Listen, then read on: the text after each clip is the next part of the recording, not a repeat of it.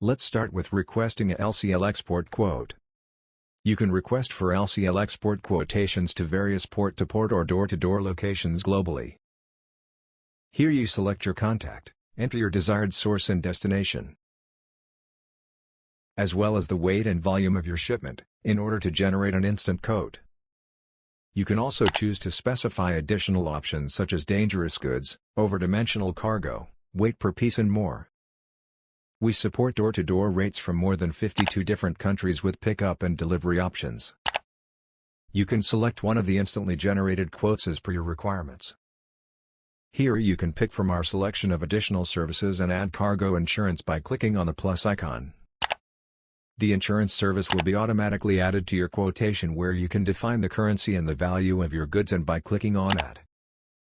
Here you can find the cargo insurance details. On the LCL quote details page you can view the addition services and the cost breakdown, as well as click on the Book Now button or Save an Email options. All LCL quotations can be saved in the Quote Overview feature with additional print and email options. After saving a quotation, ECU360 will automatically send out a copy of the quotation with quote reference number to your registered email address.